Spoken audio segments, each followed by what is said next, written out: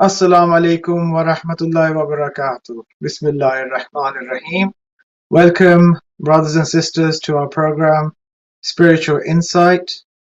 As usual, I hope your fasting is going good. I hope you are able to complete your fast from the time of Suhr to Iftar. And over here in UK as well, the days are not so long like the summers that we had.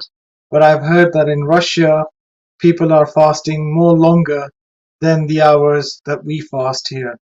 So, without any ado, I would like to introduce my guest, Sheikh Jafar Imran, who is a student from Hausa studying his PhD. We've been in the same class for quite some time.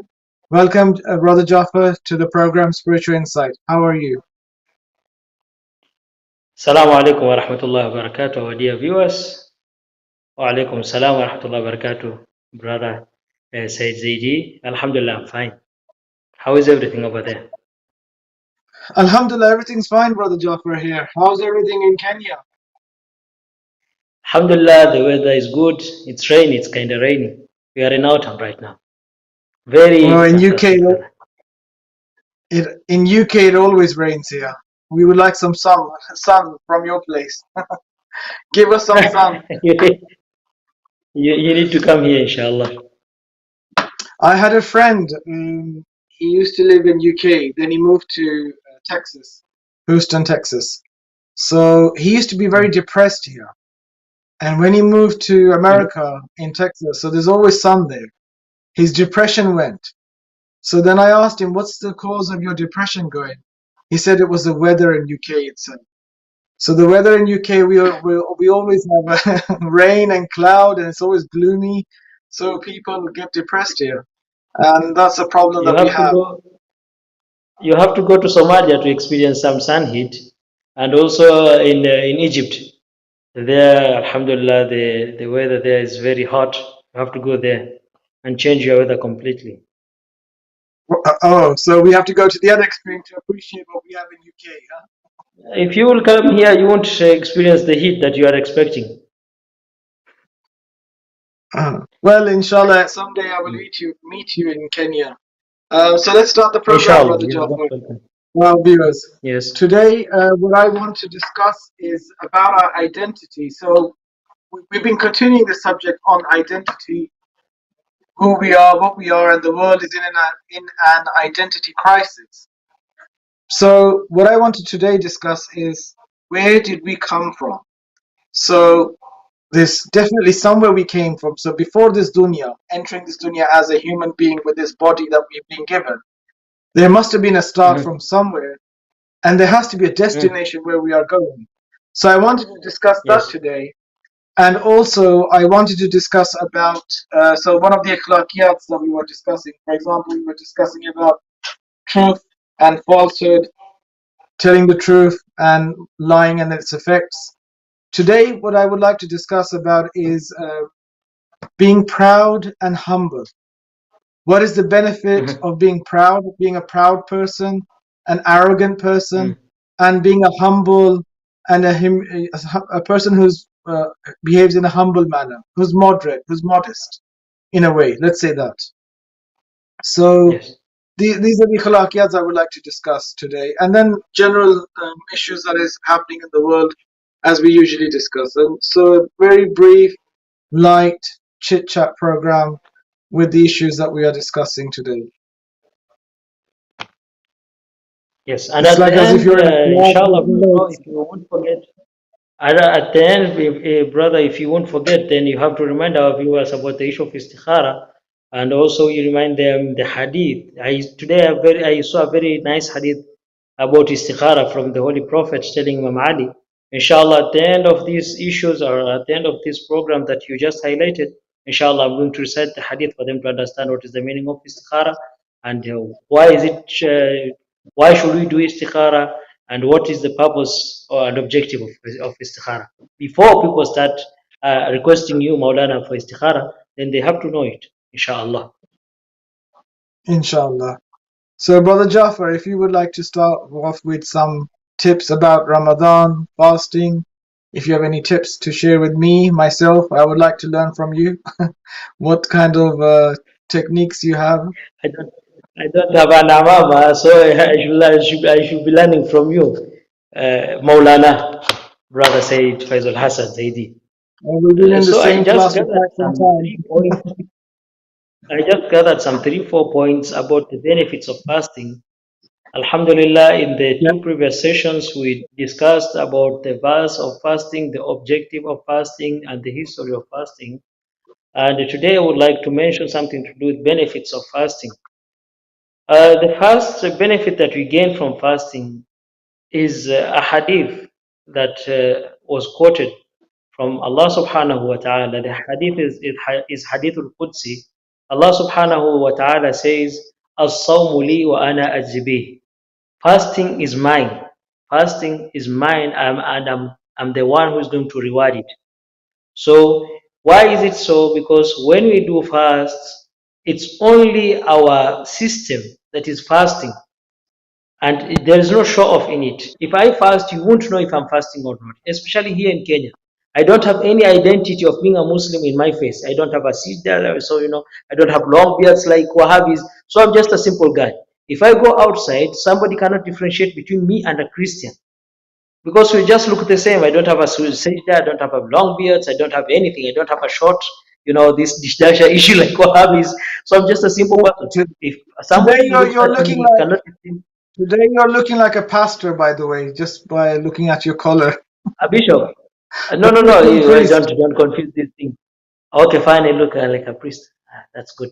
Tomorrow, but today it was on Sunday, so you can relate. Today was on Sunday, so you can relate.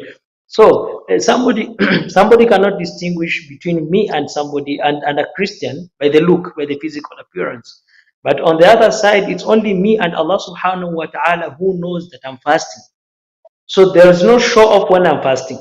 It's only me and Allah subhanahu wa ta'ala who knows. That's why Allah subhanahu wa ta'ala says, As-sawmu li wa ana azibi. Because when you fast, no one will know about it. But when you pray, oh, that person prays. Oh, that one. Some people pray because they need, they need some praises, they need some, they need some attention. But when you fast, you cannot do show off. It is just between you and Allah subhanahu wa ta'ala, and whatever amal, whatever deed that we are doing, without show off, without seeking for somebody's attention, we attract Allah's bounty. You see, that's why Allah subhanahu wa ta'ala blesses us more. So this is the first benefit that we are getting, is to attract Allah's mercy and to attract Allah's bounty, because there is no greed in it. The second benefit that we are getting from fasting, especially during the holy month of Ramadan, is that we are giving our digestive system a break. Our digestive system, the whole 360 days, not 365. This is 365 is for Gregorian issue calendar, But for Islam, we can say the average of it is 360 days. So for 330 days, our digestive system is just running. From the morning till night, our digestive system is just running. But during the time of Ramadan, when we do fast, our digestive system relaxes and it takes a break. So there we get health benefit. The cholesterol level is being controlled by the body, and also the other side, the high blood pressure the blood pressure is also being controlled by the body because of just fasting. So we get health benefit from it. The other one was spiritual. This one is a physical issue. Another thing that I said the first one is spiritual, between you and Allah subhanahu wa ta'ala. The second thing is physical, between you and yourself, between you and your digestive system and your body. And the third one is a social benefit that you are getting from fasting. And that is what we will experience, whatever poor people are experiencing each and every day. So that after Ramadan, when you are being told to give out zakah, you'll be the first person to give out the zakah, because the whole month of Ramadan you've gone through whatever poor people they go through each and every day. So by doing that, you'll experience that. And alhamdulillah, when it comes to Islam, and you see the acts that Allah subhanahu wa ta'ala made them obligatory for us, and He emphasized it, He emphasized them on us. We can see that there is a line that Allah subhanahu wa ta'ala tries to draw between His creatures, between His abd servants, and that is what the unity or the equality between the people. When you go for Hajj, Brother Hassan, you went for Umrah, I don't know, for Hajj. Can you distinguish between somebody who is, rich and poor? Can you? Why? You cannot distinguish because all of us we are going around the same Kaaba. All of us were wearing the same piece of cloth. All of us were just praying behind that Kaaba. So you cannot distinguish. You cannot say this is a rich person and this is a poor person. You cannot distinguish. That is one. That is for Hajj. When you come to the issue of prayers, if you are not an Imam, if you are not a leader like you, Hassan, Sheikh Hassan or Syed Hassan, if I am not somebody like you who is learned, then I have to pray behind you. The only person who should be there, it's not about my money, it's not about my value, it's not about my place my position in the job or something. The only person who should lead the prayer is the person who is most learned. The other people, you can stand here, this is a major general, this is, I don't know what, the ambassador, all of us were in the same line to show equality among the people. And another thing is the issue of fasting. I am fasting, I experience the hunger. A poor person is fasting, is experiencing the same thing. So there, during this month of Ramadan, Allah subhanahu wa ta'ala tries to give us a sweet experience of what poor people they go through so that it would be a mean whenever we see a poor person, we have to give out charity. And the last thing and the final thing is that we are obeying Allah subhanahu wa ta'ala. And by obeying Allah subhanahu wa ta'ala, we are sure that we are going to get the paradise that Allah subhanahu wa ta'ala promised us. So those are the four benefits that you are getting from fasting. There are many, but these one are the main one that I've just gathered.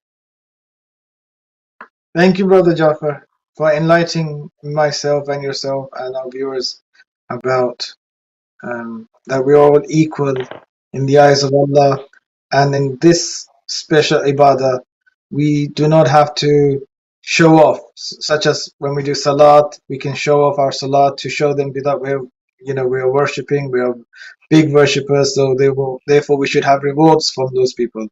But fasting is a certain type of ibadah that you cannot show it off much unless you say to someone you're fasting, and only then it could become that you're trying to do riyaqadi, you're trying to show off. But otherwise, no one would know that you're fasting, and you can make many excuses of not eating a certain food. You could say, "My diet," or "I can't eat at the moment."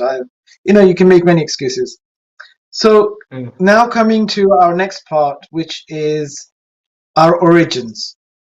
This is a question that everyone and anyone in this planet will ask at some point. I'm sure. Have you ever asked yourself, Brother Jafar, that where did I come from? Why am I here? Where am I going? Have you ever faced this kind of dilemma?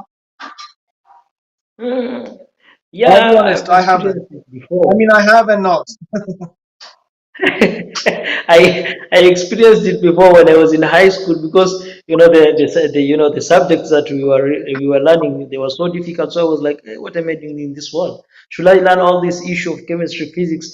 Since that time, I had that question in my mind whenever I was facing some difficult moments. I was asking myself, is Allah there? Surely, if Allah is there, why is He not helping me to get out of this issue of education system that is so tough? Was I brought here for the purpose of studying, or is there anything beyond that? So the question is there, and each and every day, somebody asks with his own objective. But the question remains: where am I coming from? What am I doing? And where am I heading to? That's right. And then another question comes up is, after these questions that we will answer inshallah today, is the question that why am I the way I am?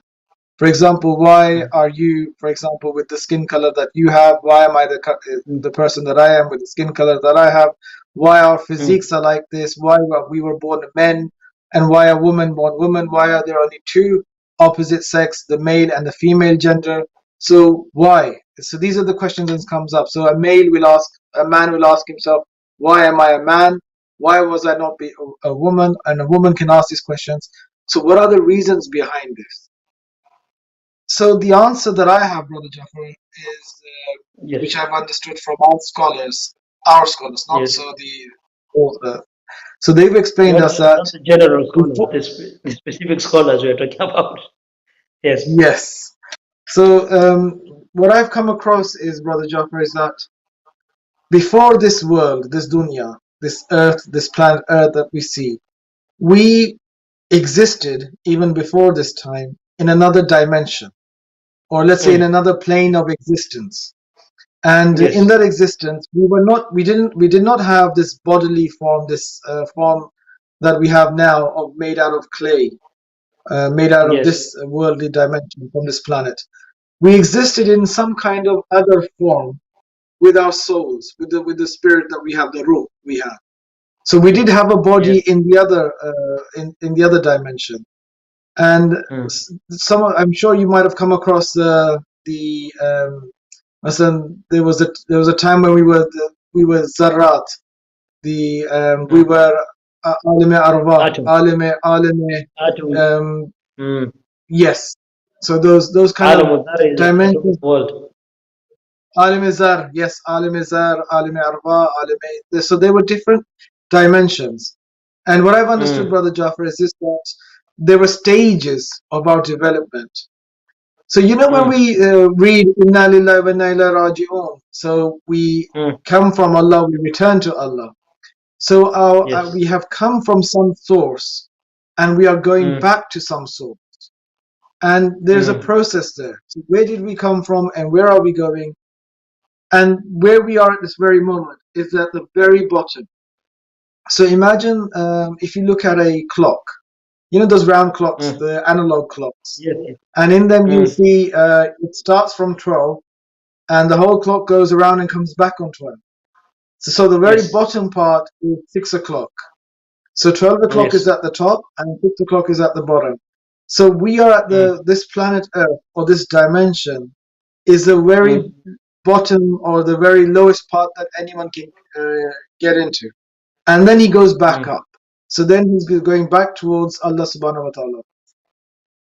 So the question is, where were we? In what state were we in? And why were we there? So there were different stages of our development. And in those Yes. different stages, we were asked certain questions. For example, we were even tested in those stages. And how we know this is because we read a ziyarah of Lady Hazrat Fatima Zahra alayhi salam, where we Mm. come across that in a ziyarah, we recite a certain sentence, that you are the one person who was tested before coming into this earth. So that Yes. means there were some individuals that had passed the test even before coming into this planet. And hence, if they Yes. were tested, definitely we were also tested in those dimensions. And because of those Yes. tests, we were allocated as we are. So someone was born a Muslim, someone was born a kafir, someone was born in a different form. We were all born in our fitrah. So we were all given the same equal opportunity.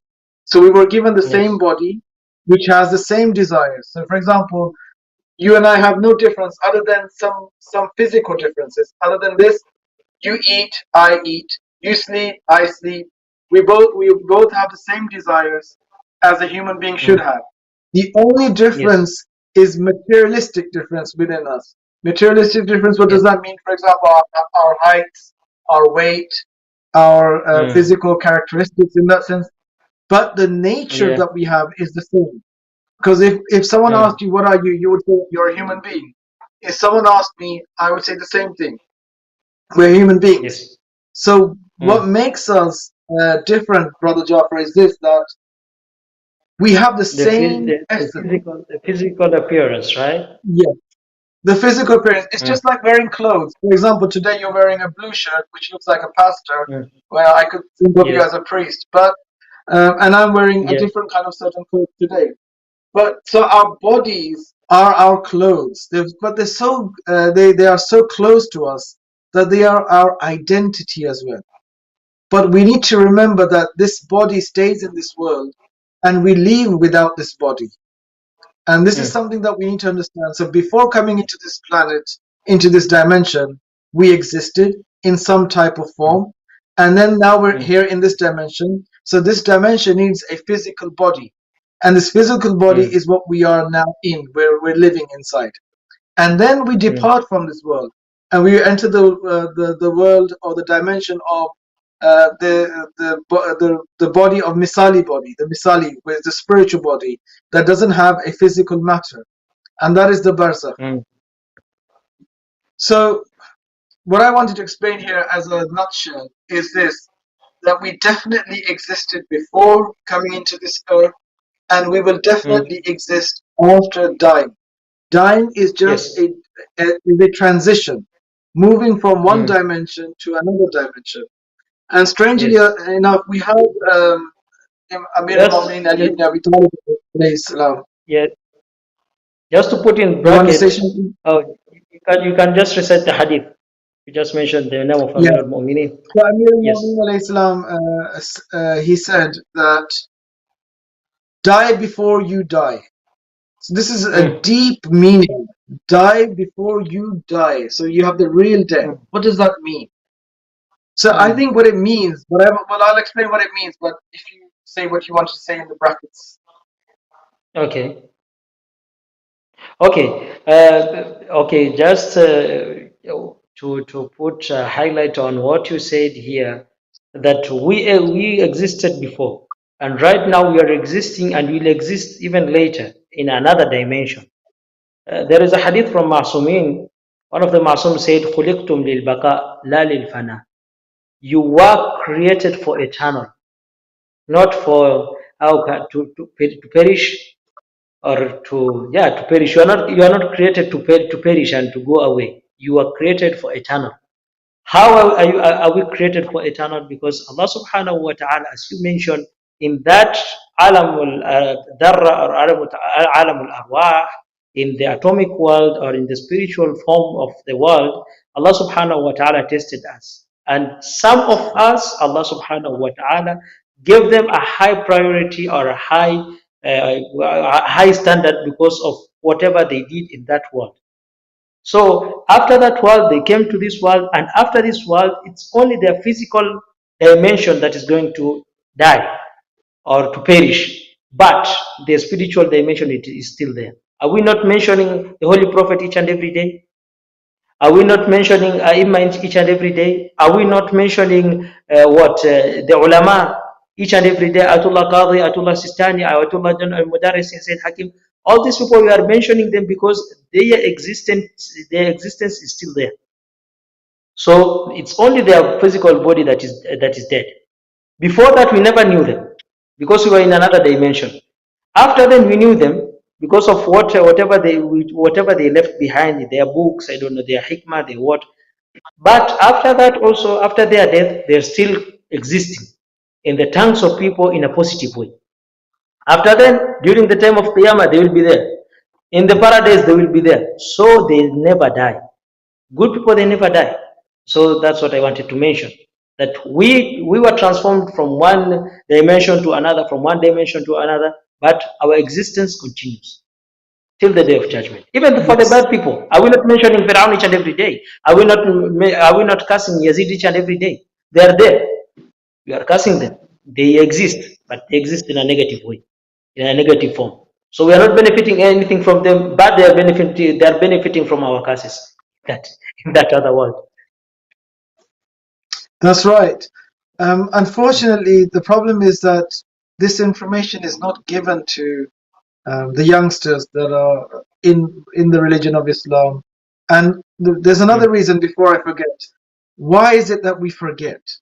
And if you remember, if mm, you recite the Quran, it always says to the prophets, remind them, remind them. yes. So what Mm, does that mean? Remind them. What do we need to be reminded? So that means we did something to be yes. reminded of. We must have given a Yes. ahad to Khudawad. We must have given a covenant to Allah subhanahu wa Mm, ta'ala that we will be good, we will be when we come into this dunya, we will worship him and we will not break the covenant, we will accept the wilayah of Amir al-Mu'mineen. So all of us, all humankind mm, accepted this. They They gave accept it. the promise, they Mm, gave the ahad, and they entered this mm, world. And that is why it says yes. to remind them. Because the Prophet's job is what? To remind us. It's not something he's going to give us something new. We were born in Mm, our fitrah, that is the fitrah that mm, Allah's given us. And mm.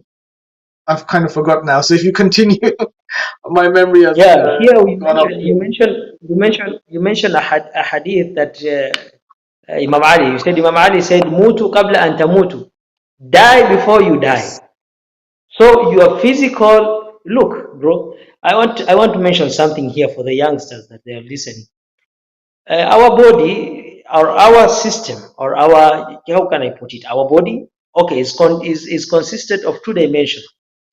The first one is physical dimension, and the second one is spiritual dimension. When we pay attention more to our physical dimension, that's when Ayima tell us, die before you die, because it is your body which is going to die, but your soul is still there. So we should not pay much attention to our body, to our physical dimension. Rather, we have to nurture our souls. That's why Imam Ali, or the Imam that you mentioned, he said, "Mutu qabla an tamutu," die. Let that body not control your attention. You have to focus more on your what? On your spiritual dimension. So you have to put your body in a silent way, and you just not forgetting about it totally, so that you, in such a way that you are going to get sick, because the Maulana Faizul Hassan told us we have to die. So I'm going to to just hang myself, and just kill myself, because you already mentioned that you have to die. Killing yourself is haram. Killing ourselves That's and right. taking Yes, our souls is haram. it's That one very is good. not okay. So Youngsters, yes, can I just add, youngsters, if you're watching this program, when I say die before you die, doesn't mean you physically kill yourself. It means that you no, control your nerves. You kill your nerves, not your physical body. You do not do suicide. Suicide is haram mm, in our Deen Islam. mm, It's a punishment. It's a mm, great sin. It's a greater sin. mm, Therefore, don't do mm, this. What the hadith means is, by killing your nafs, by fighting your ego, by crushing your mm, ego, is what Imam is trying to mm, say. Then you will be able to realize the reality of this dunya, that this dunya is finite, it's not infinite. Just to make sure, because I don't want any youngsters to get the wrong message, and then now we lost the phone, some bad thing happens. yeah. Okay, this was about the issue of, you said, the controversial issue, that where are we coming from, and where are we right now, and what are we going to do. Because of our time, I think we can connect this second segment, or of controversial issue, to our third issue, which we normally talk about akhlaq. We normally talk about akhlaq, and today you mentioned that we have to talk about pride and being, and being humble. Here I can connect it with the previous issue with the previous issue, which is controversial issue of, where we are coming from and everything. So here I can mention that people, when they do focus on the physical dimension, is when they get right, is when they feel proud of themselves. When they focus on their physical dimension, oh, you know what, I'm white, you know what, I'm black, you know what, I'm like this, you know what, I'm like this. Why are you why are you focusing more on your physical dimension? When you focus more on that, you become proud. You know what, I'm like this. You know what? When you focus on materialistic world, or physical world, or physical dimension, you become proud. That's what, and you That's become arrogant as well. That's why Shaitan was cast. Why? Because he for if he showed he showed Allah subhanahu wa ta'ala that I'm better than Adam. You created Adam from clay, and you know what? You created me from fire. So I'm better than that person. He focused on his physical dimension. That's why he decided. That's why he became arrogant. That's why he became proud. And because of that pride, Allah Subhanahu wa Taala chased him out. He didn't focus on his spiritual dimension. That, you know what, I was created by Allah Subhanahu wa Taala. So if right now I prostrate down, I'm prostrating because of Allah's command. I'm not prostrating because of this physical issue. When we focus more about our physical dimension, is when we become arrogant. You know what, I have car. You know what, I have a big house. You know what, all these things, you are going to leave them. What will remain in and you is what is your soul, and it is your deeds. That's why you humbleize yourself. That's why you become humble. That if today I have, tomorrow I won't have. If today Allah subhanahu wa ta'ala gave me, this is a test He gave me. If Allah subhanahu wa ta'ala didn't give me today, inshallah He will give me tomorrow. He will provide for me tomorrow. That is also another test that I have to pass. So we shouldn't just focus on that physical dimension, because it will make us proud. I, I agree with you, Brother Jafar. That's a very good point you said, because it's because of this physical attraction dimension. that the devil had, Iblis had, that he Yes. fell from grace, where he fell from Oh. his position that he had in front of Allah subhanahu wa Mm, ta'ala. And funny stuff, odd, the irony here is this, that he was not on this dunya. He was elevated towards the heavens, towards the yes. different dimensions. So he was in the fourth asman, the fourth Mm, sky, the fourth level, we can say, the fourth dimension, for example, we can say. So he resided in that kind of area. So he was with the angels. Yeah, so he was mm, living, he had a certain, he wasn't in this dunya. He was in the mm, Asman, in the skies, where now Hazrat Isa resides at the moment. So he was in this kind of mm, place and position. And even then, from that kind of pure place, he fell from grace. So yes. this tells us that it you can be in any place, but if you have the wrong mindset, worshipping Allah for the wrong reasons, then that is the Mm, reason because of falling down. He wasn't really worshipping Allah subhanahu wa ta'ala. He was worshipping mm, for status. He was worshipping mm, for position. He was worshipping mm, for his own elevation. So the worship wasn't mm, really pure for Allah. It was for an objective, a goal. And that's the yes. reason why he fell from grace. So he was more involved in himself rather than being involved in Allah subhanahu wa ta'ala. And this is and this was the first sin that was committed was because of this. The very first Yes. sin, as I understand, that was created, was caused, was by him. And then after proudness was the first creation that came into existence is hate. So you have love, Mm, and the opposite of love came into existence, because I think before Iblis doing what he did, there was no hate, because everything was in union, everything was yes. in love, everything was in agreement. So the first Mm, hatred that came into existence is after proudness. So if you are proud, then you will hate something. It mm, seems like there's a pattern. If you are proud, because the only person who, or the only entity that is allowed to be proud is Allah subhanahu wa ta'ala.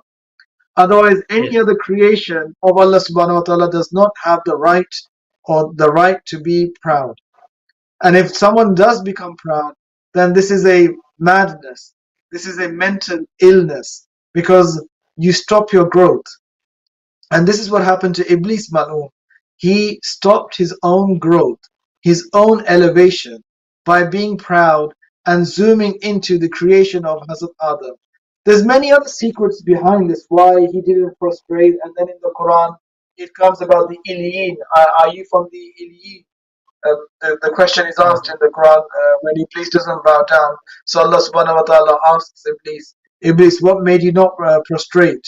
And or are you from one of those elites? So that means there was some creation of Allah subhanahu wa ta'ala, Brother Jafar, that did not prostrate to Hazrat Adam. So who were they? They were the aliens. Now we need to investigate who are the aliens, who are those people in high position, or those entities that did not prostrate to Prophet Adam during the creation of Hazrat Adam. So proudness, the opposite of proudness is humbleness. mm. Before we move into this, Brother Jafar, what do you think are the traits, the characteristics of a proud person? How does he behave? How can you tell this is a proud person? What are the signs of a proud person, in your opinion? Mhm. In my opinion, when he talks more about what he has and not what he doesn't have, that person is just a pride person. On the other side, when he means people, when he sees other people are, are lower than him, you don't have this, you don't have that, you don't have this. When he talks negatively about people without knowing their deep secret, without knowing and experiencing whatever they are going through, that person is a proud person, is a proud person. On the other side, when you see somebody who is proud, you can feel that he's also arrogant. He doesn't greet people. He doesn't give out sadaqah. These people are there in our society. That's why when you tell him, "Oh, can you give out sadaqah? Can you help this, poor person?" He tells you, "Ah, if Allah wanted this person to be rich, He would have given him wealth. But right now, Allah subhanahu wa ta'ala didn't want him to be rich. That's why He decided to put him in whatever situation that He has placed him. They forget that whatever they are having, it is a test from Allah subhanahu wa ta'ala, trying to test their iman, trying to test their behavior in this world. And hereafter they are going to be questioned. What have you done with your wealth? What have you done with this? What have you done with this opportunity? So all these things you are going to be questioned. So I think that's it. If somebody is proud, he won't respect. He will disrespect other people. If somebody is proud, he will feel other people are mean, are lower than him.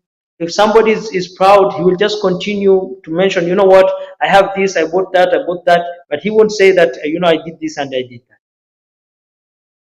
I agree with you, Brother Jafar. A proud person only thinks of himself first. And I think he has Mm. a very elevated ego.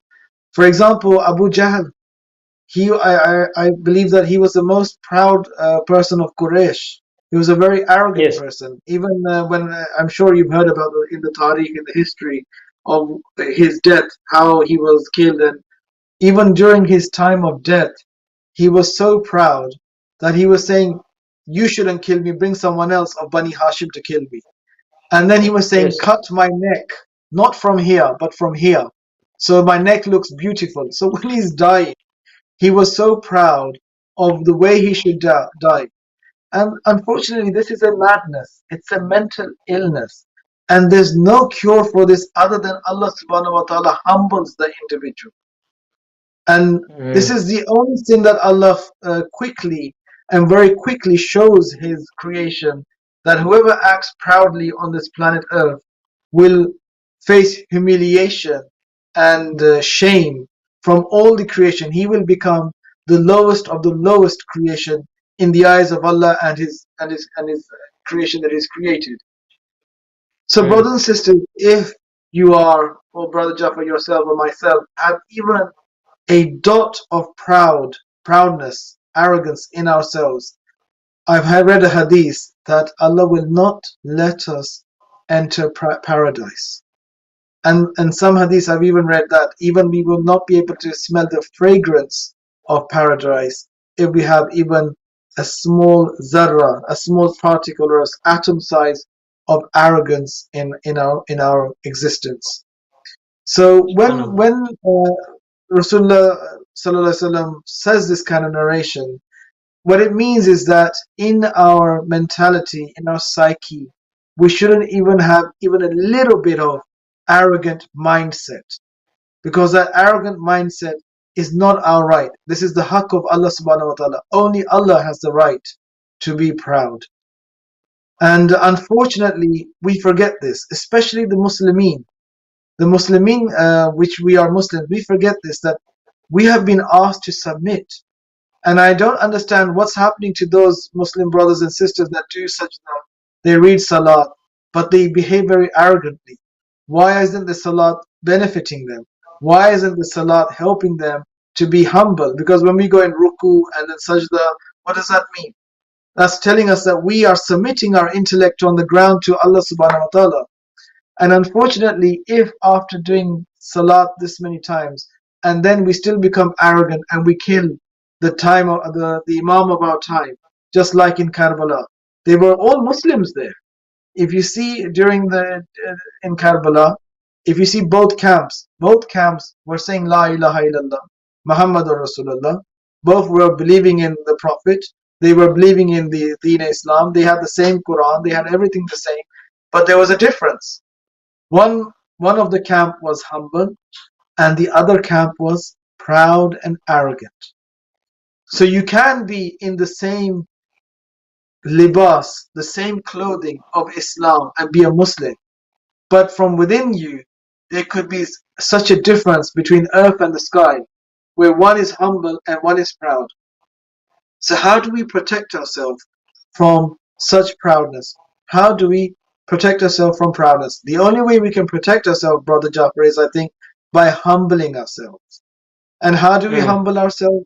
By using our intellect. I think how do we use our intellect? By questioning, by making ourselves understand that, okay, if I'm good at something, definitely there's someone better than me. Therefore, I mm, shouldn't be proud because Allah is the creator. And I'm sure that Allah has created something much better than me that knows much better what I'm doing. And if we keep this in our mind, that should humble us. And if we are in a certain position, it doesn't mean that we will stay in that position. Maybe someone less than us might come into our position. And being proud on silly things, for example, race or gender, is the most stupid thing to do, in my opinion. If someone mm, becomes proud over the opposite sex, for example, he says, "Oh, I'm a man. mm, I'm better than the female gender," or a female says, "Oh, mm, I'm a female. I'm better than the male gender." That's the most mm, stupid thing to understand because they're two different species. A female has mm, her own test, a male has his own test, and it's mm, stupid to compare themselves and think they are better than one another. And unfortunately, in this day and age, mm, we come back to the identity crisis. Everything is connected, mm, where women are asked to become men, or men are asked to become women, and that's all because of arrogance and pride. And while we say the mm. word pride, you know, the LGBTQ pride, Pride Month, Yes. Pride this. It's all because they are arrogant and they're proud and they're ungrateful for what they have. If they behave like human beings, then they should appreciate Allah subhanahu wa ta'ala has made you a man. Appreciate it. Mm, Behave like a man. mm, Or Allah subhanahu wa ta'ala has made you a woman. Behave like a woman being. It's so simple. The religion is very simple. But men and women that are not following the religion according to the fitrah make it um, complicated. Because if you make it complicated, only the person who's mm, making it complicated is the one who's ruling you, is the one who can make your mm, life difficult. Because he's got an mm, objective. He or she wants to be on the top. He or she wants to just mm. rule you, make you a slave. And this is the dunya, I think, Brother Jafar, we live in. We live in a dunya Yeah. where equality does not mean that you have to be equal with me in everything. Equality means that we are both human beings and we have our own rights that should be respected. And Mm, unfortunately, this is what is not being given to us. But what's being given to us is that we have to be equal in every way, where even men can join, where men can. Yes, Brother Jaffer, you'll see in America men, yeah. proper men, become women, Mm, and then they are competing in female sports. In female mm. sport, they are joining Whew. and they win. They win the competition. Why? Because physically, Allah Subhanahu wa Taala has made a male stronger than the female. This is a well-known scientific fact. It's not about Mm. equality. It's not about we're telling that Mm, that the other is weaker and the other one's stronger. No, everyone has their own responsibility. But unfortunately, the world has gone upside down. I don't know how mm. where the world is going and how it is. How is it in Kenya? Do you have these issues as well? People like this, proud and the LGBTQ, and how are they behaving? This issue is there, bro. But what I can mention is simple and not complicated. I can say that if somebody gets proud or feels proud of his or her gender, then it's not something that you prayed for. It's not something that you worked for. Is that you are just born like that. So you shouldn't be proud. Oh, I'm proud because I found I found a stone somewhere. You found that stone there. You didn't place the stone over there. So you shouldn't be proud of something that you've not worked for. Why are you proud of your own gender? And that's why this when somebody feels pride of his own gender, he ponders the other gender. That's why even when you see a woman, she's not even okay with her own gender because she feels she's the minor. She feels that she's a bit lower. Her level is a bit lower than the man. Why? That man didn't achieve it. He didn't. He was born like that. He just found himself. I am a man. So why are you proud of that? You shouldn't. We as a Muslim, we as a followers of Ahlebait, we shouldn't be proud of something that we've not worked for, we've not achieved. That is one. The other thing is that just to complete the issue of pride. is that the other thing, when Allah subhanahu wa ta'ala blesses us with something like, wealth, kids, that is amana. It is a trust that Allah subhanahu wa ta'ala gave it to us. He wants to test us. Are we going to be thankful to Him and bring up our kids in a proper manner that Allah subhanahu wa ta'ala mentioned, and that the manner or the way the Holy Prophet emphasized? Or are we going to use this wealth in a positive way to help the needy people, to help the poor people, to feed them? Or are we just going to feel proud of ourselves? You know what? I have a lot of kids, but none of them will praise. Why are you proud? What are we proud for? Oh, I have a lot of wealth in the bank. You know what? I'm a millionaire. I'm a billionaire. But your neighbor is hungry. So why are you proud? Why are you proud? And when you are proud, okay, I helped that person. I helped that person. Allah Subhanahu wa Taala decreases your thawab, because you did something for Allah Subhanahu wa Taala, not for people. So this pride should just go away. There is no way that we can accommodate pride in ourselves. No. If something you've achieved, then you should know that it is from Allah's mercy and blessing. He decided to give it to you to be a test for you. He tries to examine you. That is what you achieved. And if on the other side you've not achieved, now are you proud because your skin color is that? Are you proud because you are like that? No, because you found yourself like that. Me, I'm not feeling ashamed because my skin color is like this. Because this is how I was born. I didn't achieve it. I found myself like this. So going and bleaching myself, it is not a good thing. Allah subhanahu wa ta'ala wanted me to be like this. So I'm proud of it. I'm proud because Allah subhanahu wa ta'ala created me this way. So I shouldn't be proud because of my physical appearance. I shouldn't be proud because of whatever I'm having, because that all is a test from Allah subhanahu wa ta'ala. That's a very good point you said, Brother Jafar. What I wanted to add here is this, that so there are two types of vice. Either you're proud and arrogant, or you have an inferiority complex. Yes, inferiority complex. So that means that you do not appreciate what Allah subhanahu wa ta'ala has given you. So there's the other this is the other end of the spectrum. Either you're feeling too proud and you think you are the best and whatever it is, or you're feeling like very low and you think you're nothing, while you are something. Allah Ta'ala subhanahu wa ta'ala has made you. He's created you. He's made you. You have value. The angels prostrated in front of you. They prostrated in front of your ancestor, Hazrat Adam alayhi salam, Baba Adam alayhi salam. What does that mean? That means that we need to appreciate that Allah subhanahu wa ta'ala has created us, and in His eyes we are important. And that should be more than enough for us to value ourselves, to appreciate ourselves, to understand that I mean something, that we mean something, and no one should be able to put us down in that way. So there are two opposites. That's different from being humble.